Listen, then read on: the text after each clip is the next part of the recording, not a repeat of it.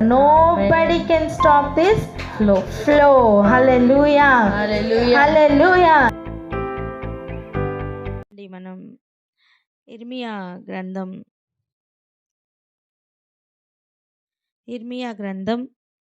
23వ అధ్యాయం ఇర్మియా గ్రంథం 23వ అధ్యాయం 18వ వచనం. ఇర్మియా రాసిన గ్రంథము 23వ అధ్యాయము 18వ వచనము. యెహోవా మాట విని గ్రహించున్నట్లు ఆయన సభలో నిలుచువాడెవడు? నా మాటను గ్రహించున్నట్లు దాని లక్ష్యము చేసిన వాడెవడు? ఆమేన్. మనం ఇదే వచనంను గత 2 రోజులుగా మనం ధ్యానిస్తున్నాం. ఆయన సభలో నిలబడుట అనే దాని గురించి మనం చూస్తున్నాం. ఇక ఆయన మాట వినడం అనే విషయాన్ని కూడా ఈరోజు కొన్ని విషయాలను చూద్దాం.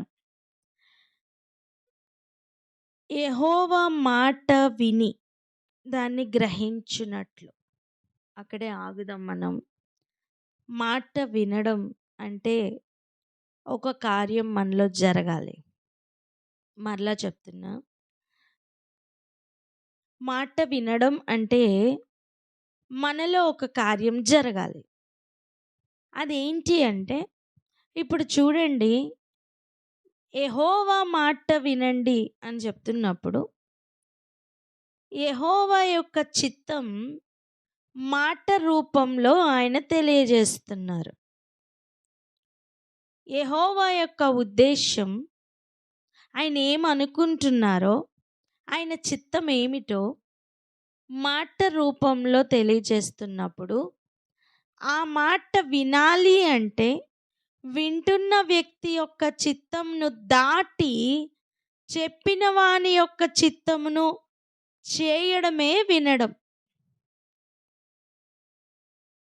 మరలా చెప్తాం, మరలా విందాం.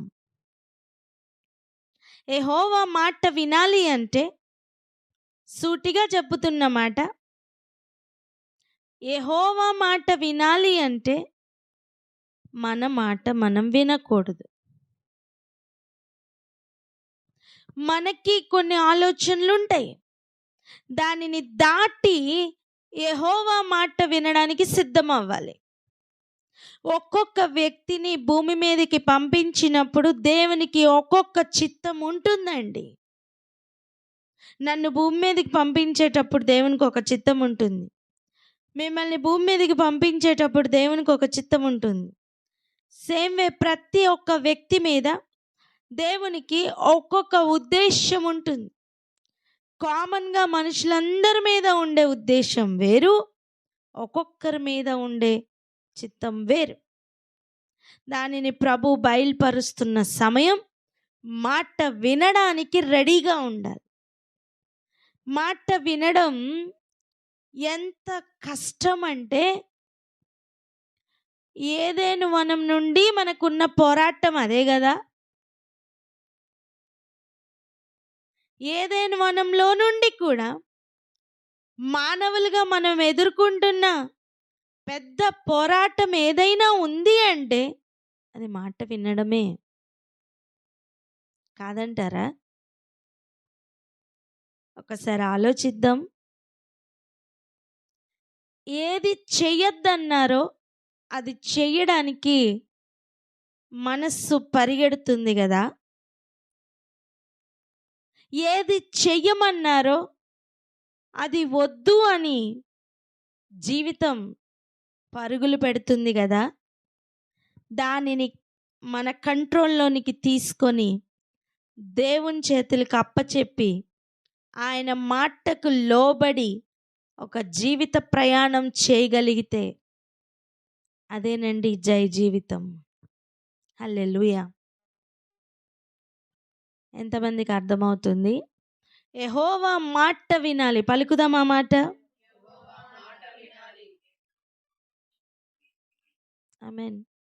మనందరికీ తెలిసిన మొట్టమొదటి రాజు, ఇశ్రాయేలీల మీద ఎన్నుకోబడిన మొట్టమొదటి రాజు పేరు సౌలు.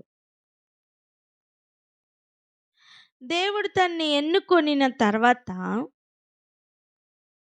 సమూయేలు ద్వారా ఆలోచన పంపిస్తున్నారు. నిన్ను రాజుగా చేసింది ఎందుకో తెలుసా అని దేవుని యొక్క చిత్తం ఏమిటో అక్కడ బయలుపరుస్తున్నారు. ఒకానొక దినమట సమూయేలు సౌలుని పిలిచి, యెహోవా నిన్ను ఇశ్రాయేలీయుల మీద రాజుగా అభిషేకించడానికి నన్ను పంపించారు, యెహోవా మాట వినుము అని చెప్తున్నాడు. చూద్దాం ఆ మాట ఒకసారి చూడండి.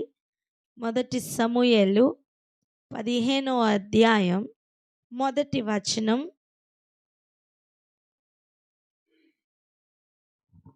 మొదటి సమూయేలు 15వ అధ్యాయము మొదటి వచనం. ఒకానొక దినమున సమూయేలు సౌలును పిలిచి, యెహోవా ఇశ్రాయేలీయులకు తన జనుల మీద నేను రాజుగా అభిషేకించుటకై నన్ను పంపెను, యెహోవా మాట వినుము. యెహోవా మాట వినుము. మనం ఇర్మియా గ్రంథంలో చదివిన మాట ఏంటి? యెహోవా మాట విని, అదే కదా ఉంది. యెహోవా మాట విని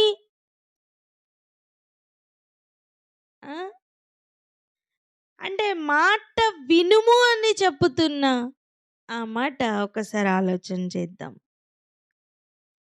యెహోవా మాట విని గ్రహించునట్లు ఆయన సభలో నిలుచువాడు ఎవరు? సో ఆయన మాట వినమని మొట్టమొదటిగా చెప్తున్నారు. ఇప్పుడు అదే విషయాన్ని మనం ఇక్కడ చూస్తున్నాం. చూడండి, సమూయేలు సూటిగా చెప్పుతున్న మాట, యెహోవా మాట వినుము. పలుకుదాం ఈ మాట, యెహోవా మాట వినుము. చెప్పండి, యెహోవా మాట వినుము. యెహోవా మాట వినుము.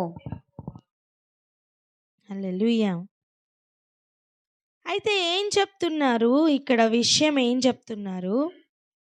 అమాలేకీయులు ఇశ్రాయేలీయులకు చేసినది నాకు జ్ఞాపకం ఉందయ్యా.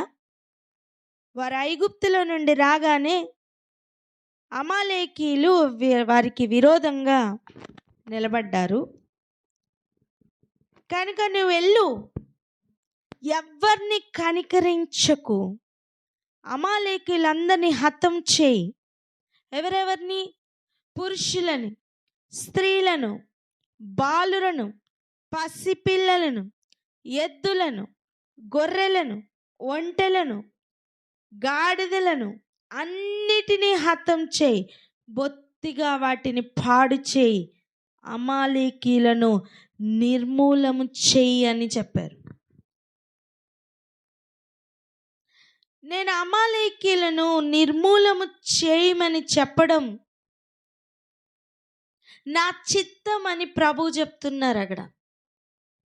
ఇక ఆలోచించండి, సౌలు ఆ పని చేయలేదని మనందరికీ తెలుసు.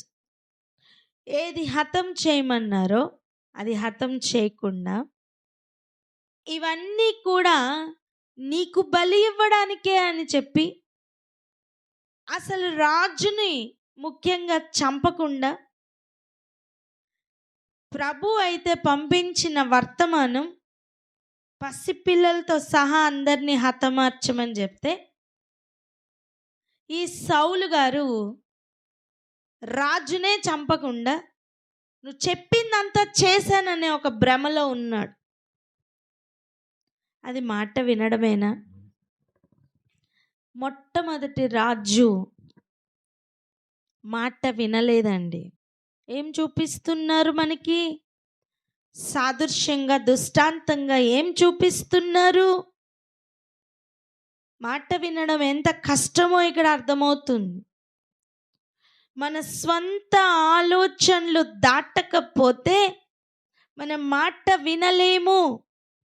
నిన్నటి దినాన్ని మనం చూసాం. యెషయా గారితో చెప్తున్న మాటలు ఎంత వింతగా ఉన్నాయి. నువ్వు దిగంబరుడుగా తిరుగు అని చెప్తున్నప్పుడు మాట విన్నాడండి.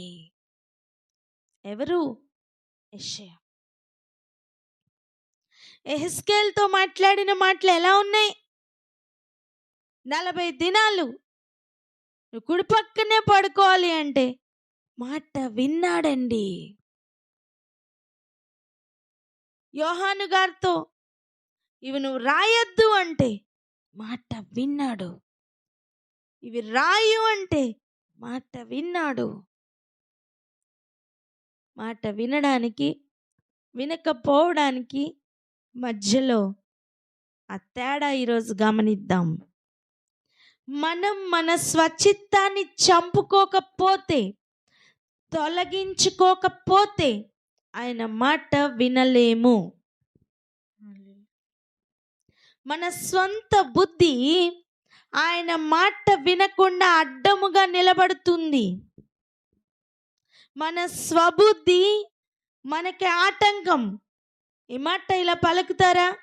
మన స్వబుద్ధి మనకు ఆటంకం. ఇలా చెప్దాం, మన స్వబుద్ధి ఆయన మాట వినకుండా ఆటంకం. ఇక్కడే ఆగి ప్రార్థన చేద్దాం. అయ్యా, నీ మాట వినడానికి ఆటంకముగా ఉన్న నా ఆలోచనలు, నా చిత్తం, నా థాట్స్, నా థింకింగ్, నా థాట్ ప్రాసెస్ అన్నిటినీ కూడా ఈరోజు నేను తొలగించుకుంటున్నాను అంటూ ఒక తీర్మానం తీసుకొని ఆయన ఏది చెప్పితే అది చేయడానికి పూర్తిగా లొంగిపోదామా? ఆమేన్, ఆమేన్, హల్లెలూయా. ఇప్పుడు చూడండి, ఇదే మొదటి సమూయేలు 15వ అధ్యాయం 8-9 వచనాలు ఒకసారి చదవండి. మొదటి సమూయేలు 15వ అధ్యాయము 8-9 వచనములు. అమాలేకీయుల రాజైన అగగును ప్రాణముతో పట్టుకొని జనులందరినీ కత్తి చేత నిర్మూలము చేసెను. సౌలును జనులను కూడి అగగును, గొర్రెలలోను, ఎడ్లలోను, క్రొవ్విన గొర్రె పిల్లలు మొదలైన వాటిలోను మంచి వాటిని నిర్మూలము చేయక కడగా నుంచి పనికిరాని నీచ పశువులన్నిటినీ నిర్మూలము చేసిరి. స్తోత్రం. ఎంత క్లియర్గా అన్నిటినీ నిర్మూలం చేయమన్నారు, పాడు చేయమన్నారు. వారికి కలిగినదంతయు పాడు చేయమని ఆజ్ఞ బయలుదేరింది. అటువంటిది ఆలోచించండి, రాజుని హతమార్చలేదు, మంచి వాటిని నిర్మూలం చేయలేదు, నీచమైన వాటిని నిర్మూలం చేసి ఊరుకున్నాడు. కొంచెం చేసి నేను మాట విన్నాను అనుకునే ఒక స్థితి. మనం కూడా మన జీవితంలో ఆయన చెప్పినదంతా చేయకుండా కొంచెం చేసి ఈ భ్రమలోనే ఆగుతాం. అని మాట విన్నానయ్యా, ఏం చేసావంటే కొంచెం చేసుంటాం. పూర్తిగా మాట వినడం నేర్చుకోకపోతే, పూర్తిగా మాట వినకపోతే పూర్తిగా బలి ఇవ్వలేనట్టే. చూడండి, బలి అర్పిస్తున్నప్పుడు పూర్తిగా బలి అర్పిస్తామా, కొంచెం బలి అర్పిస్తామా? పూర్తిగానే ఇవ్వాలి. దహన బలి కావచ్చు, పాప పరిహారార్థ బలి కావచ్చు, అది ఏదైనప్పటికీ కూడా సంపూర్తిగా అది పూర్తి చేయాలి. అప్పుడే బలి కంప్లీట్ అయినట్టు. బలి అర్పించుట కంటే మాట వినుట శ్రేష్టము కదా. ఇప్పుడు కొంచెం మాట వింటే కొంచెం బలి ఇచ్చినట్టు. పూర్తిగా మాట వింటే పూర్తి బలి అర్పించినట్టు. మనం తెలుగులో అంటాం అరకొరివి అని. అరకొరివి అంటే ఏంటండి? కొరివి పెట్టారు పూర్తిగా కాళ్ళ, దాన్నే అరకొరివి అంటారు. అరకొరివి పనులు అంటే ఏంటి? సగం సగం పనులు, దేనికి పనికిరావు. వాక్యం చెప్తున్న సత్యం, కార్య ఆరంభం కంటే అంత మేలు అని. మాట వినడం అంటే పూర్తిగా వినడం. పలుకుదామా మాట? మాట వినడం అంటే పూర్తిగా వినడం. కొంచెం విని నేను పూర్తిగా చేశాను అనే ఒక భ్రమలో ఉండడానికి వీల్లేదు అని దృష్టాంతముగా ఈ రాజుని ఇక్కడ ప్రభు మనకి పెట్టారు. యెహోవా మాట విని గ్రహించడం అంటే అది ఇంకొక లెవెల్. ఫస్ట్ మాట వినకుండా గ్రహింపు రాదండి. నీకు అర్థమైందో లేదో, ఆయన మాట వినడం స్టార్ట్ చేస్తే గ్రహింపు ఆటోమేటిక్గా వస్తుంది. ఆమేన్. చూడండి, ఇదే సమూయేల్లో మరి సమూయేలు ప్రవక్తకి దేవుడు ఒక మాట చెప్తున్నారు. ఇప్పుడు మనం ఎవరిని చూసాం మాట వినలేదు అని? సౌలుని చూసాం. ఇప్పుడు సమూయేల్ని చూద్దాం. ఇదే 16వ అధ్యాయానికి రండి. మొదటి వచనం చదవండి దయచేసి. మొదటి సమూయేలు 16వ అధ్యాయము మొదటి వచనము. అంతటా యెహోవా సమూయేలుతో ఈలాగు సెలవిచ్చెను, ఇశ్రాయేలీల మీద రాజుగా ఉండకుండా నేను విసర్జించిన సౌలును గూర్చి నీవెంతకాలము దుఃఖింతువు? నీ కొమ్మును తైలముతో నింపుము. బెత్లెహేమీయుడైన యెషయ యొద్దకు నిన్ను పంపుచున్నాను. అతని కుమారులలో ఒకని నేను రాజుగా నియమించుదును. హల్లెలూయా. హల్లెలూయా. గమనించండి, మరి సమూయేలు గారితో కూడా యెహోవా మాట సెలవిస్తున్నారు. ఇంతకు ముందు ఎవరికి చెప్పారు? సౌలుకి చెప్పారు. యెహోవా మాట వినమని సౌలుకి చెప్పారు. ఇప్పుడు మాట ఎవరికి జారీ అవుతుంది? సమూయేలుకి జారీ అవుతుంది. ఇప్పుడు గమనించండి, సమూయేలుతో చెప్తున్న మాట ఏమని? నీ కొమ్మును తైలముతో నింపు. బెత్లెహేమీయుడైన యెషయ యొద్దకు ఇప్పుడు నిన్ను పంపిస్తున్నాను. కమాన్ గెట్ రెడీ అని చెప్తున్నారు. అతని కుమారులలో ఒకనిని నేను రాజుగా నియమించుదును. నువ్వు అక్కడికి వెళ్ళాలి. అప్పుడు సమూయేలు అంటున్న మాట చూడండి, నేను ఎట్లు వెళ్ళుదును అయ్యా? నేను ఎలా వెళ్తానయ్యా? నేను వెళ్ళిన సంగతి సౌలు వింటే అతడు నన్ను చంపేస్తాడు అనగానే యెహోవా దేవుడు ఒక మాట చెప్తున్నారు. ఏమని?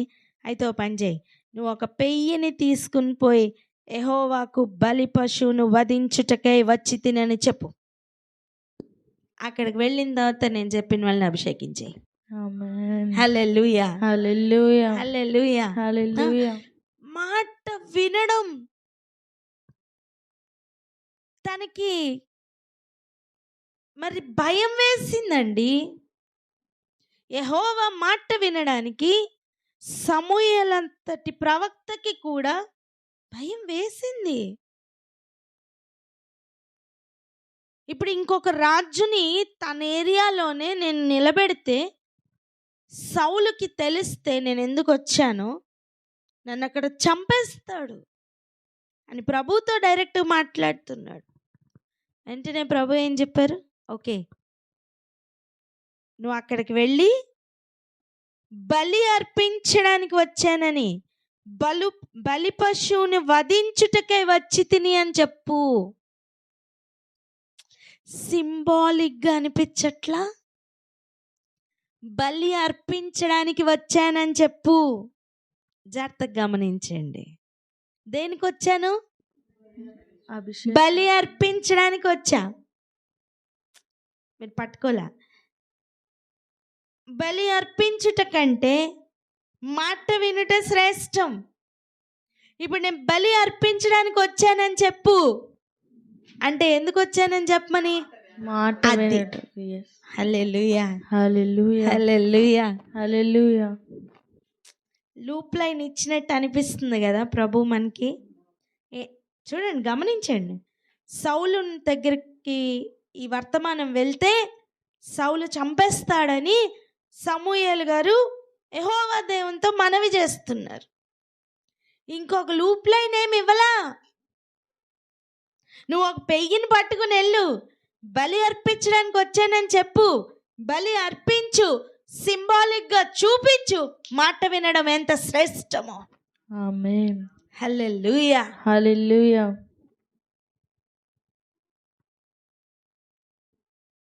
ఇప్పుడు గమనించండి, తన పెయ్యిని తీసుకుని వెళ్ళాడు, బలి అర్పణకి పిలిచాడండి.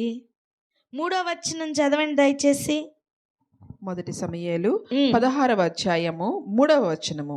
యెషయిని బల్యర్పణమునకు పిలుపుము, అప్పుడు నీవు చేయవలసిన దానిని నీకు తెలియజేతును. ఎవని పేరు నేను నీకు చెప్పుదునో అతనిని నీవు అభిషేకింపవలనని సెలవీయగా. చాలు. గమనించారా? అక్కడ బలి అర్పణకి పిలవమని చెప్తున్నారు. పిలిచి అక్కడ నువ్వు చేయవలసింది ఏంటో నీకు అక్కడ తెలియజేస్తా, ఇక్కడ కాదు. అర్థం, నీకు ఒక మాట చెప్పితే అది చేయడం స్టార్ట్ చేయి, నెక్స్ట్ ఏం చేయాలో ప్రభు గైడెన్స్ ఇస్తారు. ఆమేన్. ఆమేన్. ఆమేన్. అసలు ఏ మాట వినకుండా కూర్చున్న దగ్గరే ఉండి నువ్వు వెళ్ళు అంటే వెళ్ళకుండా, ఏ పని చేయకుండా నేను ఆయన మాట వింటాను ప్రభా, నీ మాట వినేలాగా నాకు చెయ్యి ప్రభా అని ప్రార్థన చేస్తే కుదరదండి.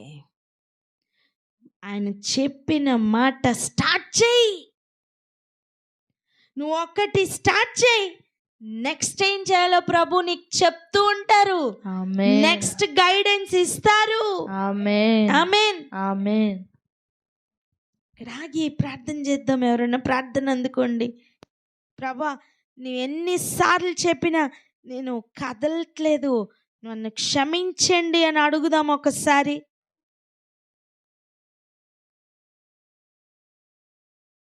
అవును అనిపించిన వారు ప్రార్థన అందుకోండి. స్తోత్రం స్తోత్రం స్తోత్రం యేసయ్యా, నీకు వందనాలు ప్రభా. దేవా, మీరు మాట్లాడుతున్న విధానాన్ని బట్టి నీకు స్తోత్రములు ప్రభా. గొప్ప దేవా, నీకు స్తోత్రాలు ప్రభా. నాయన, అవును ప్రభా, సమూయేలు గారు ప్రభా నాయన సౌలు చంపేస్తారేమో అని భయపడినప్పుడు ప్రభా, సౌలు నాయన అక్కడ బలి అర్పించడానికి వెళ్ళమని ప్రభా నాయన తను ధైర్యపరిచి తనకు నాయన సహాయం చేసిన దేవుడు ప్రభా. బలి అర్పించడం కంటే మాట వింట శ్రేష్టమని తండ్రి సెలవిచ్చిన దేవా, నీకు స్తోత్రములు ప్రభా. తండ్రి, ఇప్పటి వరకు నీ మాట వినేవారుగా నన్ను క్షమించండి ప్రభా. తండ్రి, నీ చిత్తము చేయవారుగా, నీ మాట వినేవారుగా ఉంటకు సహాయం చేయమని నీవు మరలా మాకు జ్ఞాపకం చేసి మాకు నాయన ధైర్యపరుస్తూ నడిపిస్తున్న నీకు స్తోత్రాలు చెల్లిస్తూ యేసయ్య అతి శ్రేష్టమైన నామమున అడిగి పొందుకుని ఉన్నాం తండ్రి. ఆమేన్. ఆమేన్. ఆమేన్. ఆమేన్. హల్లెలూయా. ఆమేన్. ఇప్పుడు ఆలోచిద్దాం. అక్కడికి వెళ్ళిన తర్వాత ఒకసారి 4వ వచనం కూడా చదవండి. మొదటి సమూయేలు 16వ అధ్యాయము 4వ వచనము.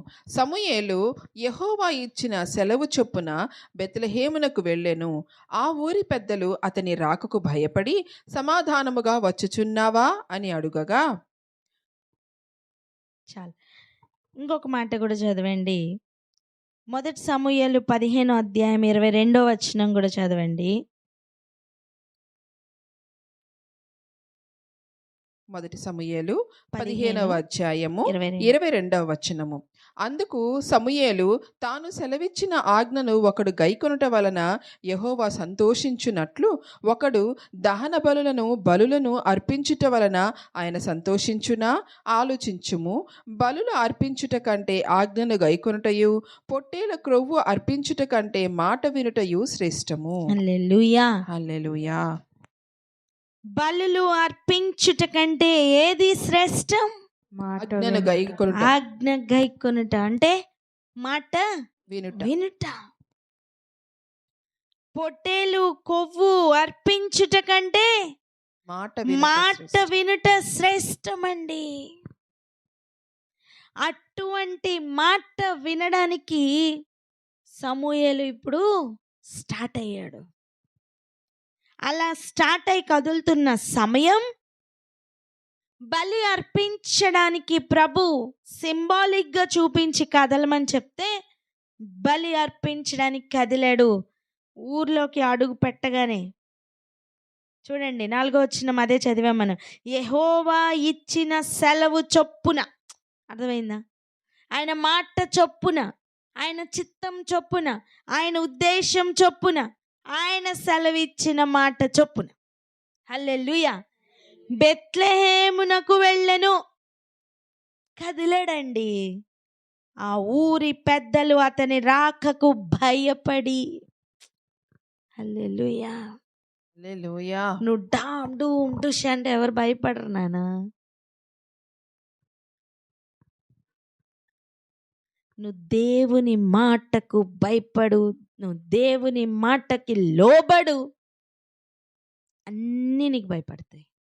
ఆమేన్. హల్లెలూయా. నువ్వు భయపెట్టాలనుకున్నంత వరకు ఏది నీకు భయపడదు, ఏది నీకు లొంగదు.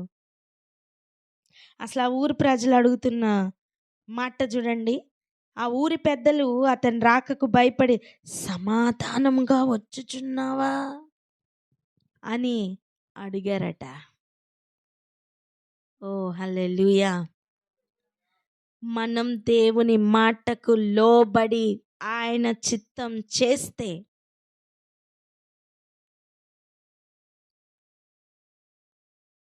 అప్పుడు అడుగు పెడుతున్న ప్రతి స్థలంలో కూడా నువ్వు సమాధానంతో వచ్చావో లేదో అనే వణుకు, భయం, బెదురు నీ చుట్టూ ఉన్న వాతావరణంలో వ్యాపిస్తుంది. హల్లెలూయా. అప్పుడు అతడు చెప్తున్నాడు, నేను సమాధానంగానే వచ్చి తిని.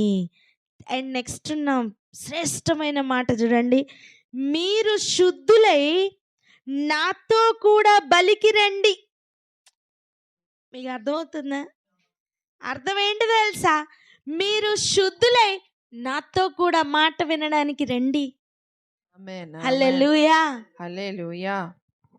అని చెప్పి యెషయి అతని కుమారులను శుద్ధి చేసి బలి అర్పించెను.